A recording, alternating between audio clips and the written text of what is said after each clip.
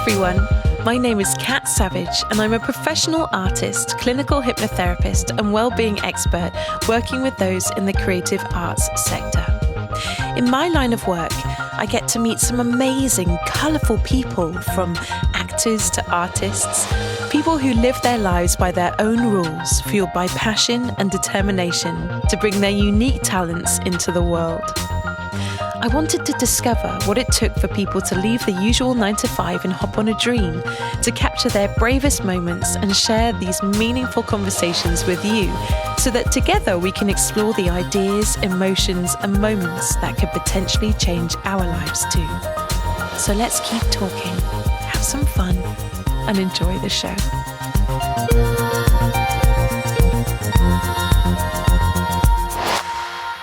This week on the Brave Moment podcast begins part 1 of a 2-part special with tsunami survivor and founder of Happy Headwork, Steph Hill.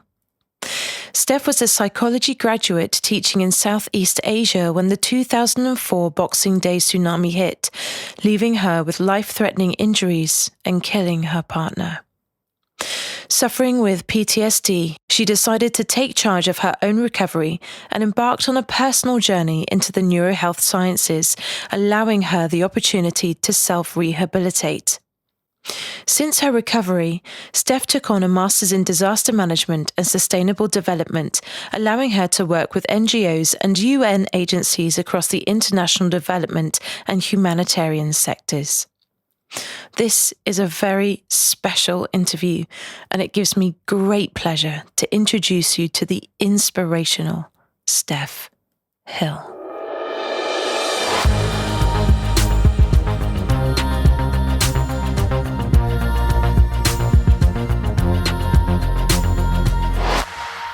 Before you continue, please bear in mind that due to the true nature of events in Steph's story, some listeners may find the content, which describes natural disasters, survival, medical procedures, PTSD, and death, upsetting. Listener discretion is advised. Steph Hill, welcome to the Brave Moment. Thank you so much. Lovely being here. How is it in Wales today? Is it nice and sunny as it is down here, or is it storming up a brew? The sun always shines on Swansea, Cat. Oh. But it is, it's gorgeous here today. It's beautiful. Awesome. Oh, it's so nice to be coming out of lockdown finally and being able to step outside and feel like we're not going to be bombarded by some crazy virus. What have you been doing in your sort of first weeks of freedom? Oh, well, my little boy and me have a camper van. So we have been out on a few camper van adventures, which has been wonderful. And enjoying taking him to sports clubs again. It's been lovely. Clubs. Yeah. Watching him play rugby, it's been great. You are the most Welsh person I know, and that is a brilliant thing. So we are going to talk today about a wonderful life that you now live, but also a part of your past that triggered this amazing life that you live now. Mm-hmm. And I'd like to take you back to before the event in your life that changed everything. So I want to know, what was your life like when you were younger? What were your hopes and your ambitions? Where did you see your life heading at that point? Well, if I take myself way back to when I was a child, I grew up on the Gower Peninsula near Swansea in South Wales, and it was just idyllic, really. It was beautiful, spending our days kind of roaming around the fields behind my folks' house, and it was just lovely. And then off to university, and always wanted to work in the charity sector. And then I kind of just didn't really know 100% what I wanted to do, but I just knew that it was in something to do with social justice. Can you remember what your sort of personality was like at uni? Who did you hang out with? What music did you listen to? What sort of woman were you turning out to be at that point? I think if I had to describe it in one word, I'd probably use the word wild. Well, you are Welsh. I had a great group of friends. In fact, they're lifelong friends. They're still really great friends. And the music we used to listen to, well, we used to listen to a lot of drum and bass and jungle and reggae, and there was a lot of partying that was had for sure. So proper university lifestyle. That's what I like to hear. Back in the day when students could, we didn't have that huge financial pressure that they have today. So it was almost like a rite of passage to be a bit wild. And so glad. I feel you. Living the rock and roll way is always a good way to go when you're young, I think. Definitely. So looking back to that time, do you think that you were happy? Did you have any regrets at that point? Did you feel like you were on the right path? What was going through your mind at that point in your life? Yeah, I was absolutely happy. I lived a bit of a charmed existence, actually, just a wonderful childhood, wonderful family, great friends, loving uni life, loving where life was kind of unfolding, really. And yeah, really, truly happy. Talk to us about some of the relationships that you had that made an impact on you at a young age.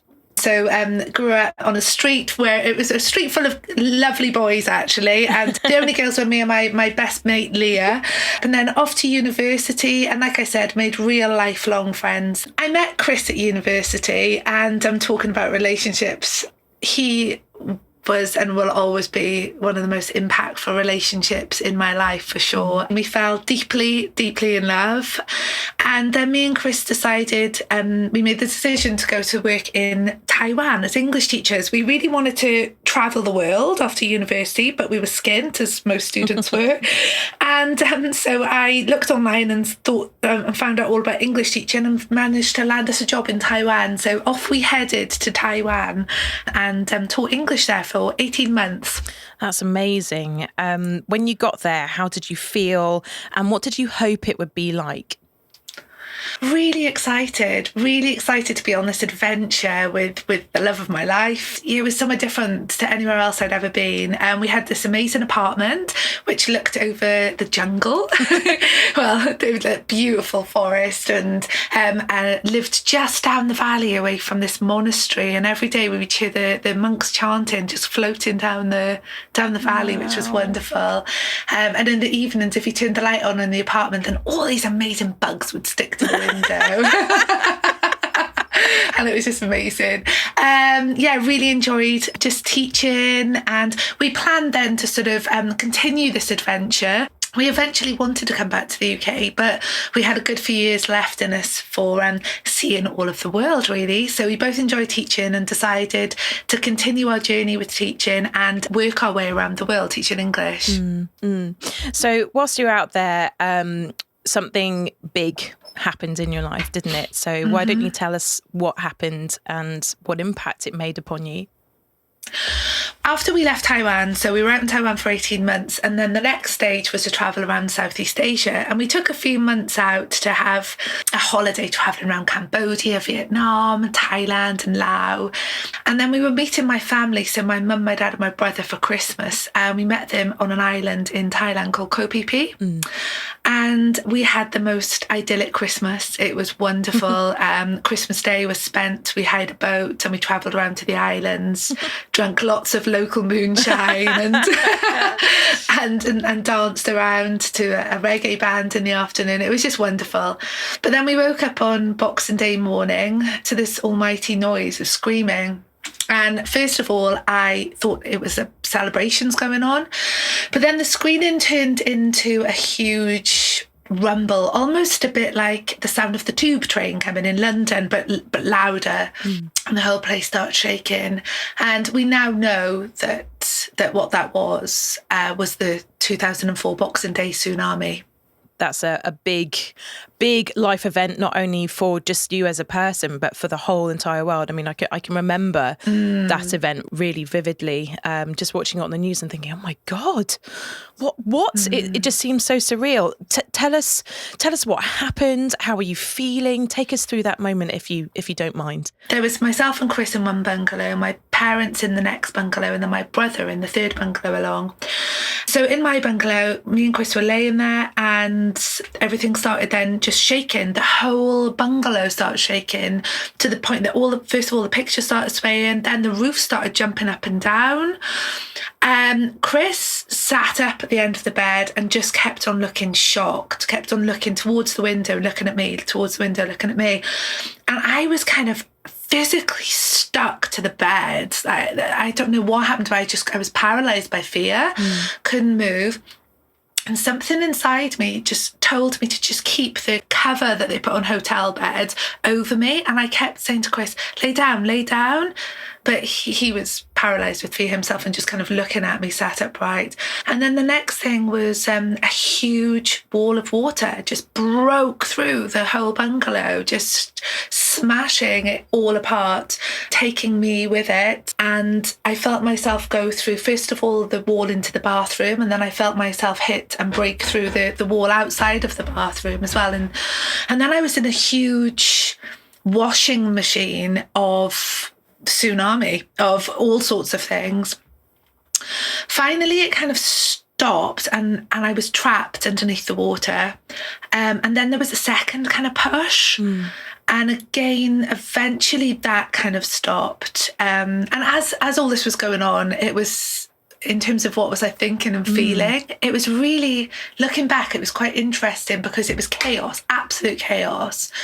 But my brain kind of slowed down, and it was so strange thinking the thoughts that I was thinking, oh my gosh, I'm going to die. And just this feeling of disappointment that I wasn't going to do the things that I wanted to do. When they say, like, your life flashes before your eyes, is that what happens, or is it more like you're saying, like that disappointment? Oh no, I'm not going to get to do the things that were sort of set up for my future, or are you more nostalgic? This is ridiculous, right? But I had my palm read when I was at university. Ridiculous. I was working behind a bar and someone came into the bar and told me they read palms, and it was probably a load of rubbish, but he told me that I was going to write a book. And in my last moments, so I thought they were my last moments, this guy that read a palm in a pub popped into my mind, and I thought, I'll never write that book he told me I was going to write. Best get to it, girl. Best get to it. If Mills and Boone are listening. I've got them on speed dial, don't worry. So it was absolutely ridiculous. But yeah, so that kind of went through my head. It was just, and then just random thoughts, you know. What was your body doing in order to survive? Did you have to tell yourself to breathe? Were you telling yourself to hold your breath? Like, what was your brain telling your body to do? That's a great question, right? And it's funny actually, because I wouldn't have remembered that unless you'd asked me that question, because years before, so I've always been a skier. I love skiing, and I watched this documentary about how to survive an avalanche. And weirdly, one of the things that flashed through my head was that documentary, and how that you're supposed to create a pocket of air around your face if you're ever in an avalanche by moving your hands in front of you. And so I managed to somehow remember to do that, even though I'm in water. It didn't stop the water, you know, it didn't make me able to breathe underwater, but what it did was protect my face from being further damaged than it was. In terms of the breath thing, I remember at some particular point, almost in the churn of all of the tsunami, at one point sort of coming above the waterline and managing to take a quick breath, which was full of kind of this disgusting salt water mixed with all sorts of things. And then I was pushed under again. And then when the water finally stopped, I was buried underneath things underneath the water. And I managed to kind of open my eyes slightly and see a shaft of light through the murky water. And I was somehow able to sort of move the debris that was over the top of me out of the way and pull myself out, luckily. Wow. And then I was neck deep in just devastation, complete devastation. And I remember just spitting out lumps of concrete. I'll never forget the taste of that concrete. It was, I'll remember that till the day I die. Yeah, it honestly felt felt like the world had ended. And as I joke and say, how egotistical of me to think that I was the only one left to survive. I can imagine. I'm like visualizing it as you're talking, and not only just sort of physically being pushed and pulled in that scenario, but then to pop your head out of all of the debris and see nothing, as you rightly say, other than devastation. Of course, that would go through your head. That must have been probably more frightening than actually being in the tsunami.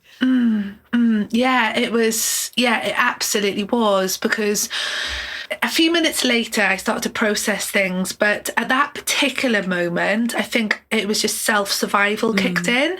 So I managed to look around and I saw that there was there'd been some building going on PP, and they used bamboo as scaffolding. And there was a huge bundle of bamboo that had been pushed against this kind of dilapidated fence.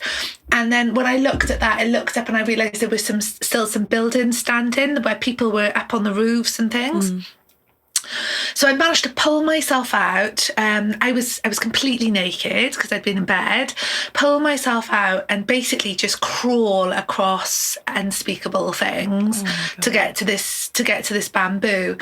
And then I managed to kind of pull myself up onto the bamboo and somehow stand up. And then when I looked down, I just saw what state my body was in. I mean, there were huge lacerations all over my body, muscle hanging out everywhere. I mean, it was pretty horrific. And then I noticed that my arm, there was a huge laceration on my right arm, and it was bleeding, and I needed to stop that bleeding. And I looked up at the roof, and this guy threw down a T-shirt to me. And I managed to tie the T-shirt using my teeth. It sounds like an adventure movie, I know. It kind of is, isn't it? Really? Oh, God. Managed to use my teeth to tie this T-shirt around my arm, and then my body just went whoa, and I collapsed, and it was probably I'm not saying that I did leave my body. It was probably just my mind playing tricks on me because of all the adrenaline pumping through and so forth. But I literally felt like I could see myself. I felt like I collapsed, and I felt like I could see myself. And I had this thought of, Stephanie Hill, you are not going to die just yet. And I just like the stern voice, and I just kind of bolt upright, and I just started screaming. Then I think the realization that, where are my family? Do you know what? So I started screaming for like Chris and my parents and my brother, and there was no sign of them. And then this guy was calling. He was Thai and he couldn't speak English, and he was calling me to move to safety. But every time I stood, my legs would just go because they were so badly damaged. And bless him, he came and he scooped me up. He was only a small guy, and I'm 5'10", and I was very slim at the time, but I was still heavy. And he scooped me up in his arms and carried me across the devastation and took me up to a room in one of the buildings that hadn't been destroyed. And I was in there for however long with a bunch of other people that were injured, a couple of Thai men and a woman called Jacko who was from Japan. And we were in there for some time, kind of just in shock, really. Then all of a sudden, I was looking at my wounds, and somebody had broken into a doctor's surgery in the island that hadn't been destroyed, and they turned up with a bunch of medical things. Now, Chris was really savvy when it came to first aid things, so we'd always travelled with this medicinal alcohol. So when someone passed it to me, I knew exactly what to do. And so I basically went, right, 1, 2, 3, and I just poured it all over my wounds. I won't repeat the language I used. That literally sent shivers through my teeth when you said that. Oh my God. Carry on. Yeah. So, yeah. Yeah, that was pretty painful. Meanwhile, my parents and my brother were having their own crazy time. Oh my gosh, Mum and Dad managed somehow to stay together, but then they were sort of wandering around the island when they finally climbed out of the devastation, completely naked. They had to save a woman that was stuck in a tree. So my father and her husband, first my parents scaled up to the balcony, then my father and this woman's husband held my mother by the ankles, naked, so she could save this woman from a tree. My dad always jokes that the husband of the woman that they rescued from the tree wasn't traumatised by the tsunami, but he did receive counselling after seeing my mum hanging naked upside down.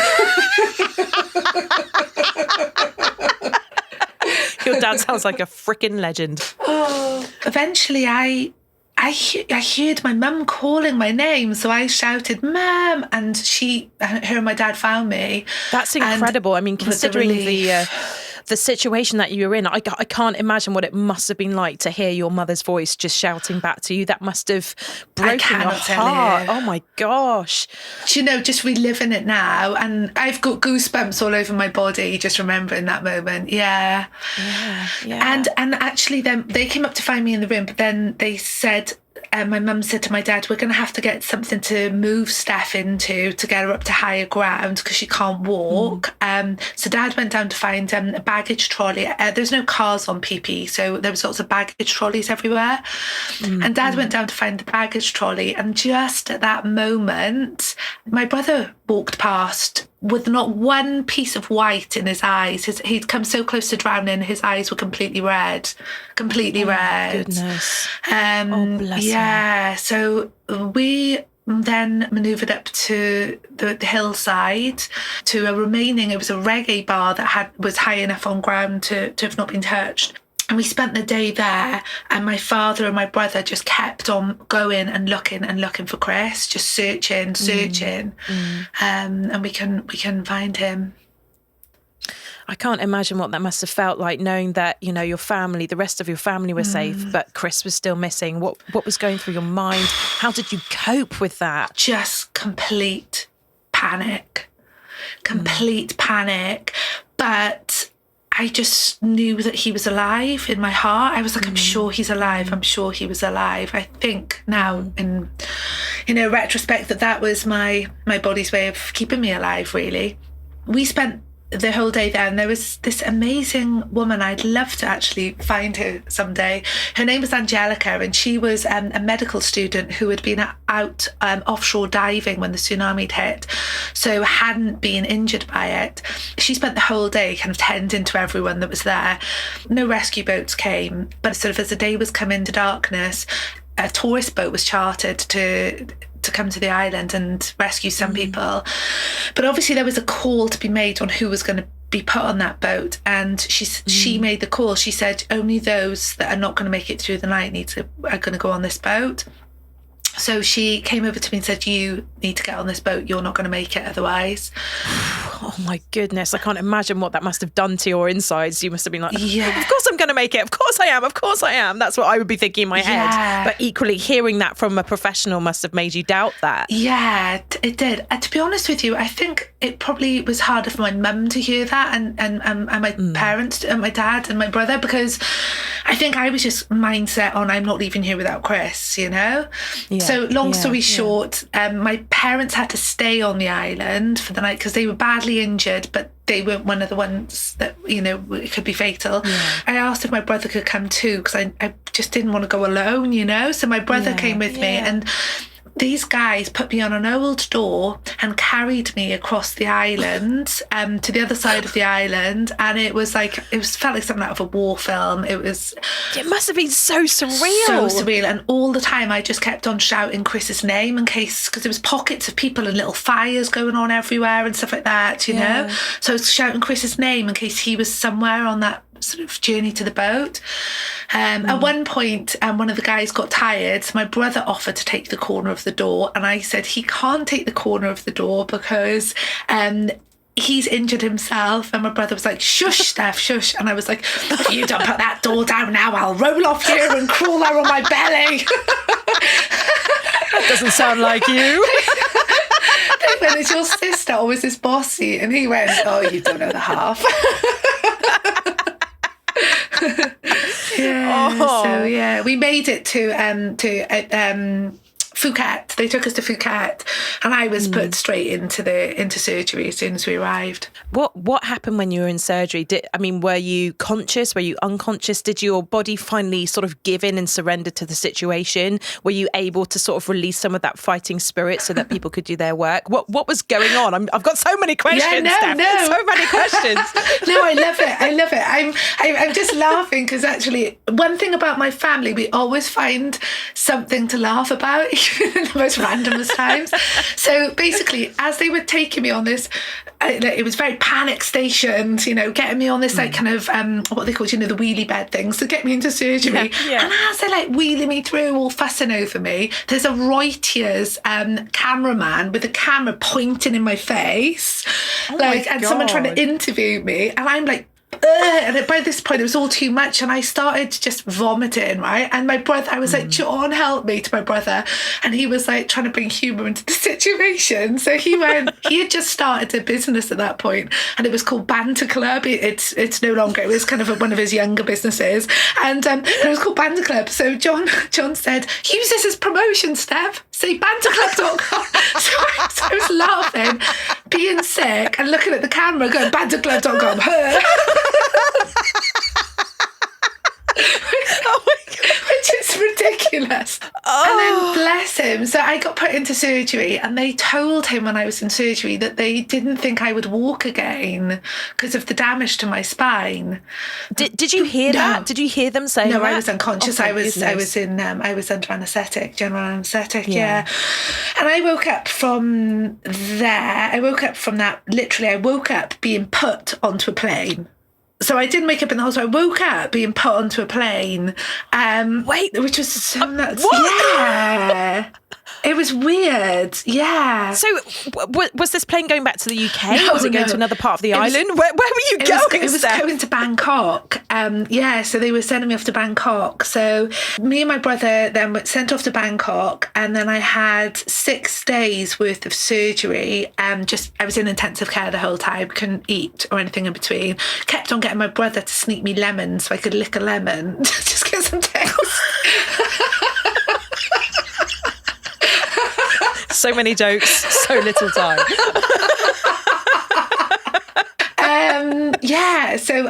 So I had these surgeries when they were just kind of putting me under. Yeah. Take us through some of your surgeries. Like what had to happen to make you human again? It was a bit of a miracle, actually. Down my right side of my body, which is the side that the huge wall, the glass window was, where the tsunami broke through the bungalow, there was huge lacerations all down that side of my body. I think I've got 13 scars over, like quite sizable ones as well. So the one on my thigh, that's something like 35 centimetres, because it kind of goes on an angle as well.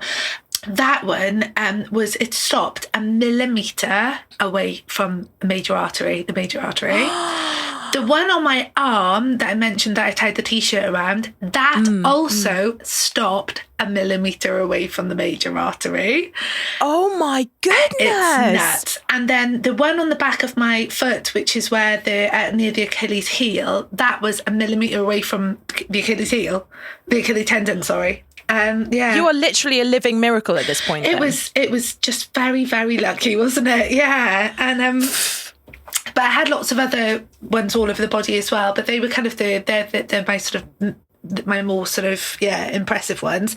And so in surgery they had to basically pull out loads of like bits of concrete, glass, and just debris that was just wedged into muscles, and just and do all sorts of things like that. So it was like back to back for 6 days. Oh my love. Also, at some point, these lovely women came into the room. My hair was so mangled with concrete, and my hair's wild and curly at the best of times. It was mangled with concrete. concrete, and they had spent 3 hours washing my hair to get all the concrete out. Oh, bless Yeah, them. it was amazing.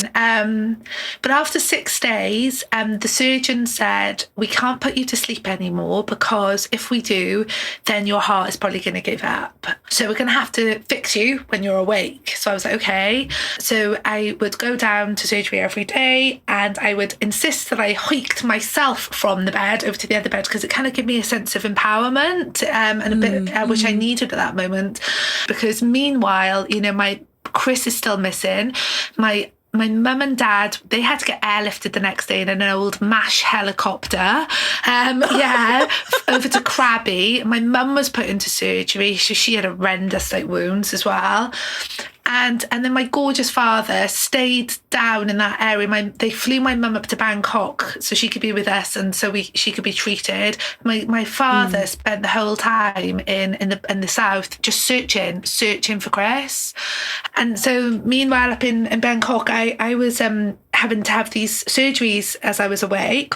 Could you feel it? What was going on? Yeah, so basically the first day when they started working, I had this amazing surgeon, his name was Dr. At, and the first day he operated on me when I was awake, I started screaming, that hurt. I'm not surprised. And then I looked at him and I went, I said, look, I am boring the hell out of myself screaming. Would you mind if I sung instead? I said, I cannot sing for toffee. I literally cannot. I'm not being modest. I really can't. But would you mind if I sing? Because it will help me. It will just pick my spirits up a little bit and not sound like so much of a victim. So I just started singing. So he'd be pulling things out for me and I'd be going, no woman, no cry. no cry. And eventually he started singing with me. So I sang all the songs he knew. So we sang Hotel California, bit of Bob Streisand, bit of Diana Ross, you know, bit of Bob Marley. And so every day when we go down, we'd sing together.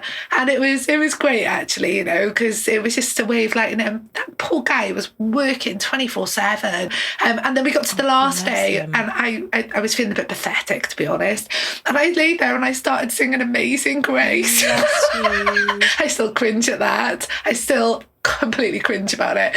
Even Dr. At cringed, because Dr. At started filling up with tears and he went, you're being too sad now. And then I just burst out laughing. I went, yeah, sorry about that. Let's have a bit of Janis Joplin, shall we?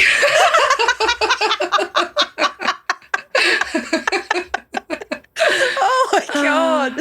Are there any other memories that sort of spring up as you're talking about this now? Well, one of them that it does put a bit of a smile on my face, actually, was so one of my injuries was that when I came out of the tsunami, my chin was hanging off. What? And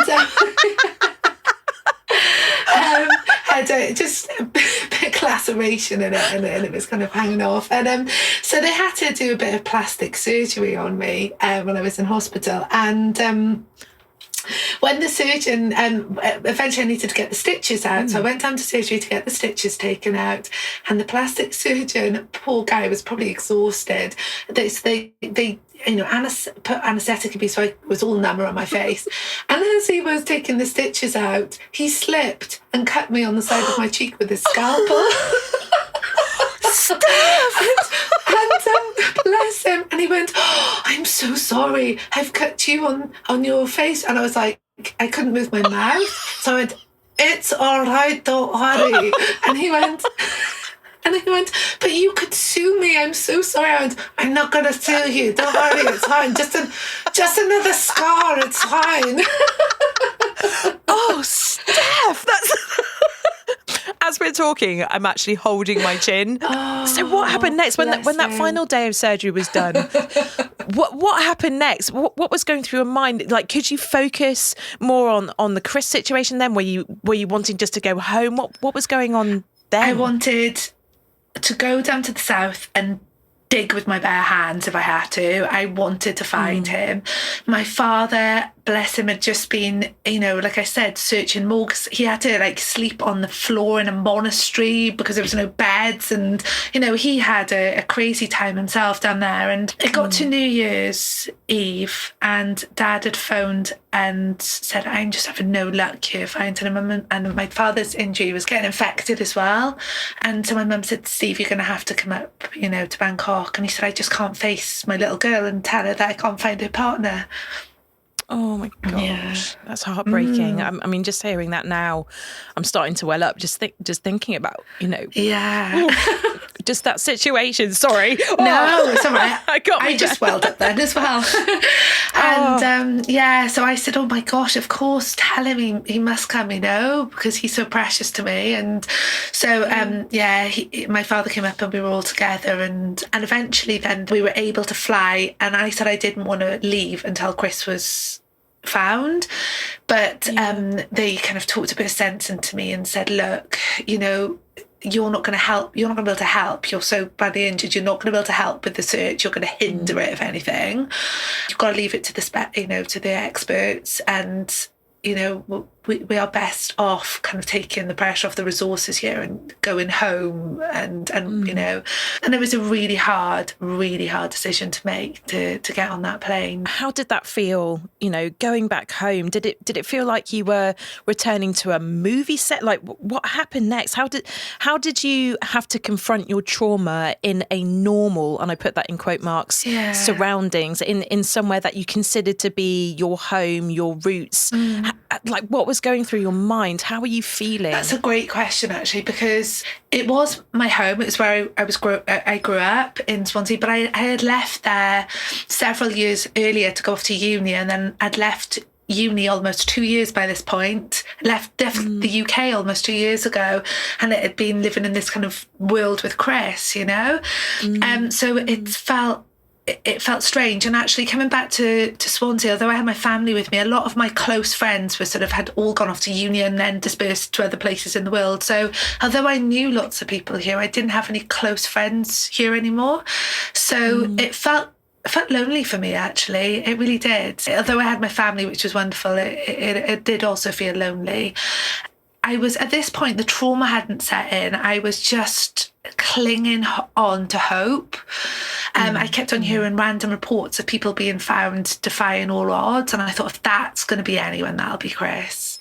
And the time just kept on going. In the meantime, his parents, they're deeply Catholic, had insisted that we had a memorial before he was found, which I wasn't comfortable with, but they needed to grieve and they were his parents. So, I completely understood. So we had a memorial for him. His body was found 4 months after the tsunami. Yeah. I mean, when you heard that news, how did it come to you, and what happened? Well, I had taken myself off to a Buddhist retreat in the Scottish Highlands. My head was in bits and I needed to try and find some peace in my head. And so I randomly had this idea to go off to a Buddhist retreat, and it was one of my more ridiculous ideas. But it was, it would have been lovely at any other time, but I wasn't quite ready for it. And then following that, a friend had said, look, I'm going away. She's got a flat in Brighton. I'm going away skiing. Would you like to come and house sit my flat? So I was like, yeah, definitely. So I went and house sit just because I kind of just wanted to be on my own at that point.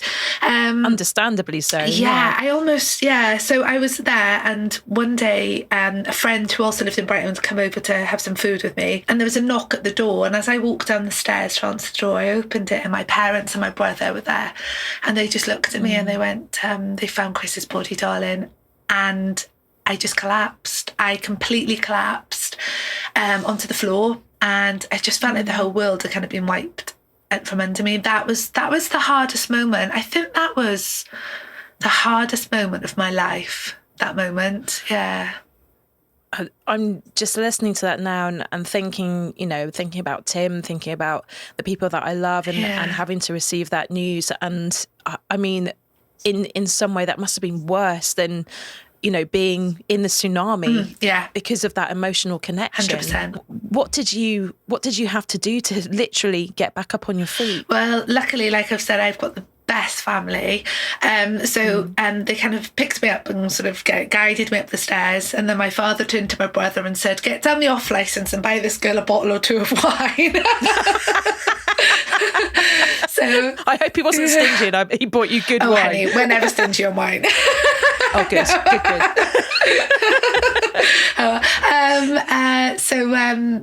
So we had a few wines, and the next day we drove back to Wales, and in the car I said to my brother, John, can you go get me a surfboard? I need to go down to the sea. Now, I was never a good surfer at the best of times, but for some reason I felt this need to go in the sea.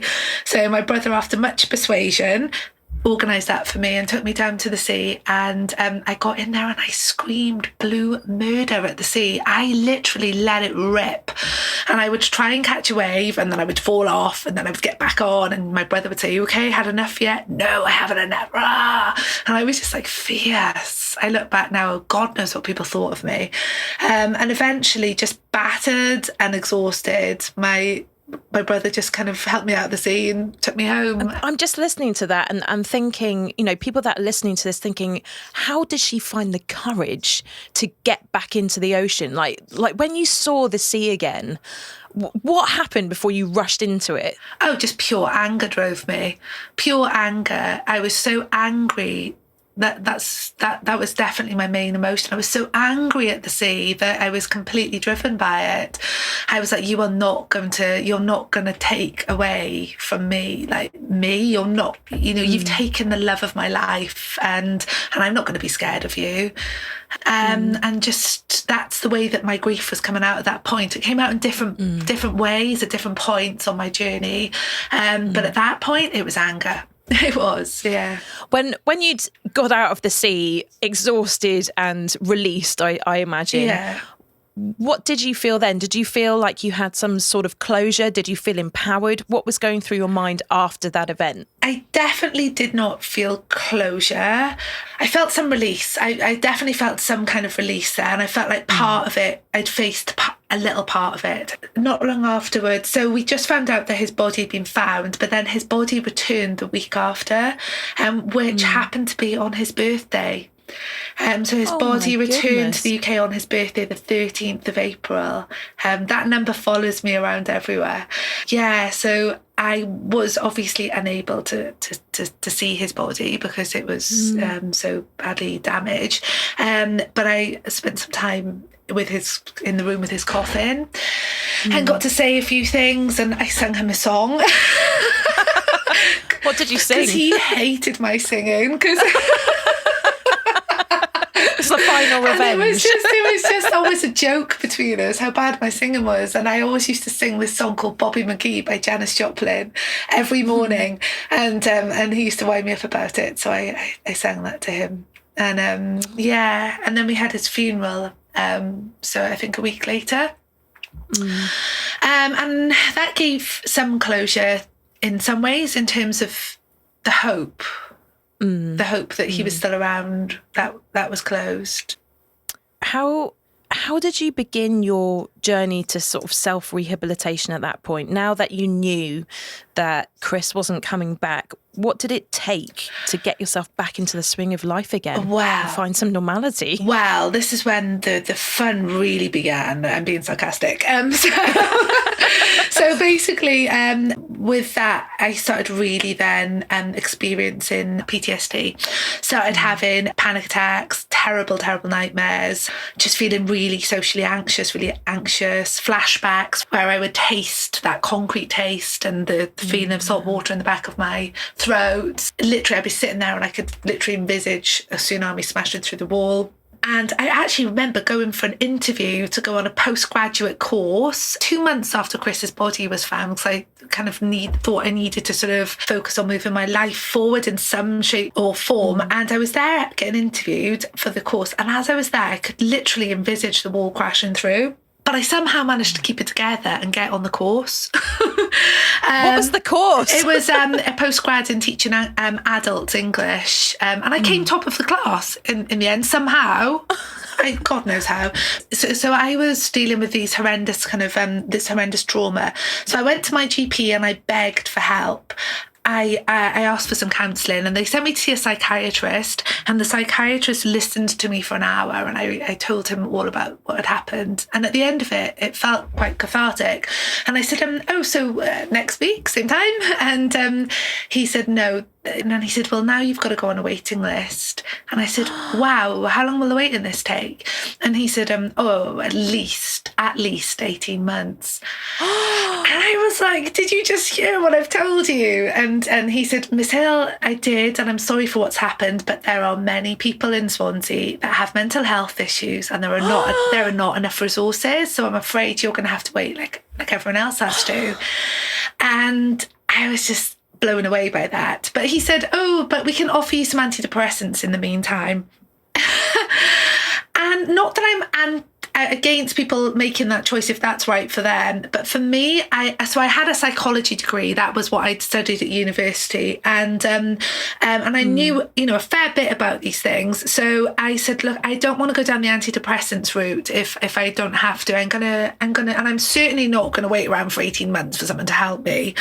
I'm going to take care of this. And so I began a journey where I went and learned all about different therapeutic approaches, through going on little courses, but also through reading every single book I could lay my hands on, to understand about trauma and how to approach it. I mean, did you have the opportunity to turn to anybody else at that point for help? Absolutely. I am so lucky to have such amazing family and friends. I mean, my mum, my dad and my brother were just like, there are no words to how supportive they were, and they've always been. And because we all went through it, we all had our own different trauma with it, we all have our different experiences with it. I mean, their stories are just, they're their stories to share, so I won't share them, but they're just as traumatizing, and being able to share that with each other. We always said that we wish that we weren't there, but if one of us was going to be there, we were glad we were all there together so that we could understand.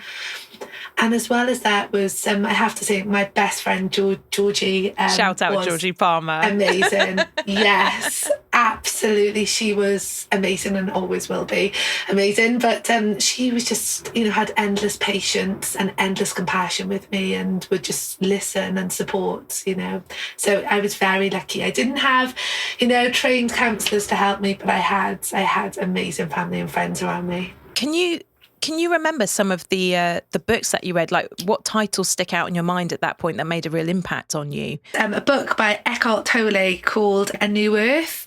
And I was going through a really hard time when I read that book. I was feeling symptoms of disassociation, which is literally when your brain has been so traumatized that like you actually feel like you're kind of out of your body. So I was kind of focusing on, I was able to function in the world. To everyone else around me, I was just being normal.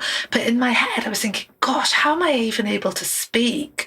The words are coming out of my mouth, but I feel this disconnect to myself. It's such a difficult symptom to verbalise, actually. And I read Eckhart Tolle, and it literally changed my life when I read it. It just changed my relationship with the way I was approaching the trauma, made me realise that I am not my thoughts, but I am the observer of my thoughts. So that really had a poignant impact on me, and I have bought that book so many times for people across the years. I love it. Can you remember some of the techniques or courses that you had to go on that also made an impact? So I went on courses around neuro-linguistic programming, cognitive behavioural therapy, mindfulness, before mindfulness was the sort of as well recognised as it is today. I think just pulling different tools from each of them helped me. So being able to use the lessons from CBT to recognise the impact of thought on emotion and behaviour was really helpful. Combining that to understanding the lessons of mindfulness and that relationship between the thought and the observer was so helpful, because before that I'd been completely overwhelmed by my thoughts and by the flashbacks and by the intrusive thoughts. Often people don't talk about intrusive thoughts, but they were terrifying when you think these random horrible things and you don't know where they've come from in your mind. So being able to see that and have space behind it, then I was able then to start using other techniques from places such as neurolinguistic programming, to then reform and reshape those thoughts, to play with them and to be able to use them in a positive way. It's, I mean, obviously from my perspective, being a clinical hypnotherapist myself, it's so refreshing to hear someone who's been through something as big as you have, using the power of the mind essentially to rehabilitate themselves. And for those people out there that go, "Oh no, that stuff's all a load of poppycock," what would you say to them about the results? At the time, as you know, I'm also a clinical hypnotherapist now as well, and the reason I went down congratulations, babe. The reason I went down that road was because I knew how powerful it had been for me. At the time when I started sort of dabbling in visualization and things, I didn't realize at the time that was related to hypnotherapy per se all those years ago. But that was such a powerful tool for me that then it piqued my interest in it. And what would I say to people who say it's poppycock? Well, I'm not just someone who talks the talk with this kind of thing. I've walked the walk with it as well. I've experienced firsthand being in an incredibly dark place with, post-traumatic stress disorder, and at least allowing myself the space to give things a go. I am just a huge advocate of empowering people to play an active role in their own mental health and emotional well-being. Sometimes the relationship between the therapist and the client, it almost becomes dependent from the client's perspective. Whereas because I was not able to access any therapies because of my postcode or any of that support, I'd have to go on this journey and find all of this for myself. I realised the value in actually being empowered to be proactive in your own journey as well. Now, I am not for 1 minute suggesting that everyone needs to do it on their own like I did, because I don't think that's correct either. I came from a psychology background and I had this thirst to learn more about it. But I think, again, it's something that, we shouldn't just take one approach to mental health and emotional well-being. It should be a multifaceted approach. It should be looking at what support you can get, whether that's from other therapists or from, if you want to go down the sort of pharmaceutical route as well, that's also fine if that's for you. But also not stopping there, looking at what you can do for yourself, because learning those tools makes you more resilient going forward in life. So talking of these wonderful techniques that you were discovering and doing this self-rehabilitation, this self-active care, how did that change the course of your career? What happened? What decisions did you make at that point after you discovered this whole new world of healing? Well, it's best described as a parallel journey. So basically, in the background, I had all of this kind of emotional, personal stuff going on. And then alongside that, I was kind of, I decided that I'm not going to just wait to heal and then get on with my life. I'm going to think about it logically, what I want to do, what kind of lifestyle I want to have. And even though I'm not feeling that at the moment, I'm going to start building the practical elements of it, if that makes sense. I went back to university. Well, I went overseas first and I was teaching overseas, and then I ran an education project in Ethiopia for a year. Hang on a minute. So you went back overseas. How did it feel to get back on a plane and go somewhere?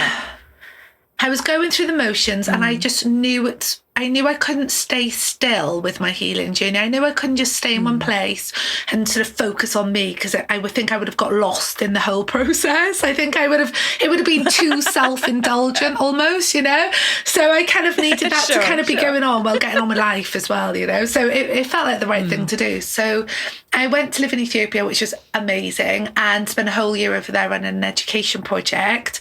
Loved it. Then knew I wanted to carry on developing my career from that, like working in development and international development. And one evening, I thought I need to do a master's degree. So I typed into the computer, masters in what, ? with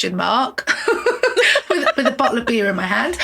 And up popped on the screen, Masters of Disaster. And it was an ad, It was an advert for Northumbria University for an MSc, an MSc in disaster management and sustainable development. Did you spit your beer out at the computer screen at that point? Yeah, totally. I went, oh my gosh, it's a calling. That's me. That's me all over it. So I applied and I went and did my MSc in disaster management. Loved it. And then I basically came into the humanitarian world. I started working for international organisations, training staff on how to respond to disasters. And so my career started building in that way. I'm just listening to a story. You better write that book, girl, because this is going to be a bestseller. Anyway, that made no sense, but please carry on. So here you are with your master's in disasters and climbing your career ladder. So I was doing that, and simultaneously I was still going through all of my emotional stuff because I was still healing. I remember standing in the shower in the middle of in Ethiopia with my hand against the wall, not being able to breathe with panic. And eventually I got to a place where I realised that I'd kind of reconciled the trauma. I realised that, I haven't felt like that for a long time now. When did that stop? Yeah. Which was a really nice thing to happen, actually. In the meantime, I'd bought a narrow boat and I was living in London on a complete whim. I'd moved from being overseas. I'd lived overseas for a few years, moved back to London to work for NGOs but based in London, and decided on a whim to buy a narrow boat, which I did. And it was then, I think, that moment when I really started to realise that I was no longer like in the grips of PTSD anymore. I'm listening to your journey and I'm hearing seas, tsunamis, screaming at oceans. Like, the water has been such a big factor in your life to the point where you actually bought a house that lived on the water. Yeah. Was that kind of your way of dominating that? Like, and I put it in quote marks again, the challenger, the nemesis, or was it completely unconscious? Like, what was going through your mind every time that you were surrounded by water? To be honest with you, I'd like to think of it that it was, the former, but it was completely unconscious. It really was. I remember going on a friend's boat on a bit of a jolly one afternoon when I first returned to London, looking at narrow boats and thinking, oh yes, I fancy a bit of that, and literally researching it and buying a boat to live on because it was so much more cheaper than renting a house in London. And I turned up to buy my first narrowboat up north and handed over the cash to the guy. And I said, right, can you teach me how to drive it? And he was like, what, you've never driven a boat? I was like, no, I've never really slept on a narrowboat either. And he went, you've just bought one to live on. Are you crazy? I said, funny you should say that. Oh my goodness. Oh, Steph, you're cracking me up, girl. I loved it. Yeah, it was great fun. So you've been abroad, you've worked in Ethiopia, Nepal, you've bought yourself a houseboat. What happened next? Like, what was your biggest inspiration at that point? And what do you consider to be sort of the first brave moment within your job specifically? Right. So, and that actually aligns perfectly to where we are in the story, really. So what happened next, without going into too much detail, I had to leave a very toxic relationship. And I found myself heavily pregnant, moving back to Wales, selling up my narrowboat and leaving my career behind me to go on maternity and to be close to my family because I knew I was going to be a single mum. Yeah. That was my brave moment, actually. It was, right, what now? And I thought, you know what? I want to carry on with my career because I love it. But I also want to create a life for my child where he doesn't even feel my work. So I decided to set up my consultancy, my first business. And I did. So when he was first born, I'd be putting him to bed at sometimes 11 o'clock at night because he was tiny and you know what tiny babies are like. And then sometimes working till 3 or 4 in the morning, just kind of building a website, doing all the background work and building up this business. And I think my first brave moment was that 3 months into it, I didn't have any business coming in. And I sat there over lunch with my parents and said to my dad, who's in business himself, oh, do you know what? I'm thinking this job I've kind of not been offered this job, but asked to apply for it. So I think I've got a good chance of getting it. It's a permanent full-time job, working from home though. But it means I'll have to give up the self-employment journey. And he said, in my humble opinion, hold your nerve, kid, hold your nerve. And I said, okay, that's enough for me. And so I turned out, I didn't apply for the other job and I held my nerve. And so I built the consultancy, which was very much focused on the humanitarian side of my career. But I had this idea cooking inside me, which was related to all of the psychology side of things. And it was to develop a course which was to support staff mainly working in the caregiving sectors around how to build their emotional resilience, how to understand emotional resilience and psychology around it, all evidence-based psychology. So I developed a proposal and I managed to get an interview with the great Sandra Hawley, who was the CEO of Refuge at the time. And I went and pitched my idea to her and she was amazing. She was so supportive. And she said, you know what? We'll give you a chance. You can deliver your course to our staff. If we love you, then maybe you can come back. If they don't like it, well, at least you've tried. And so I did. And thankfully, they loved it. And now they're one of my most regular clients, actually. So that was kind of the birth of my second business, which is Happy Headwork. And it's all around building a predominantly staff resilience, but more and more now I'm moving into supporting also service users and clients around building emotional resilience.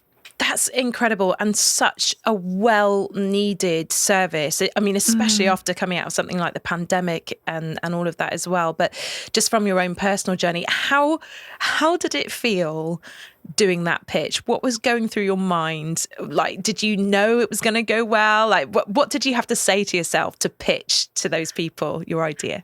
I felt really vulnerable, I must say. I felt really vulnerable because even though I had the sort of the psychology background, I also had spent the majority of my career in the humanitarian sector. I felt a bit of imposter syndrome. But she was so supportive and so encouraging that it was great. Did you, like, I'm just imagining how I would react to this situation. Did you call your dad and go, I'm doing it, Dad? Like, I did hold my nerve. What happened? Did you have that phone call with your family? Because I know that I would have done. Oh, of course. And my mum, in this particular case, with this particular side of the business, I call her my silent partner, actually. She's always in the background. She's like my mentor with this kind of work. She's brilliant because she has a background in this type of work as well. Yeah, they were hugely encouraging, absolutely, as always. So, yeah. This concludes part 1 of Steph's incredible story. Please join us again next week as we discover how Steph turned her life into one full of a success she could only dream possible. Thank you so much for taking the time to listen to the show. If you have a spare moment now, please like, subscribe, and tell me your thoughts in a review on Apple Podcasts, which will really help other people like yourself to find the show. Of course, you can also share the show with your friends by following us at the Brave Moment Podcast on Facebook, Instagram, and YouTube, or on Twitter at Moment Brave, or just follow the Linktree on all of our social media platforms. It's been so wonderful to have you all here with me again. Please get in touch with your own stories, and remember, your brave moment starts now.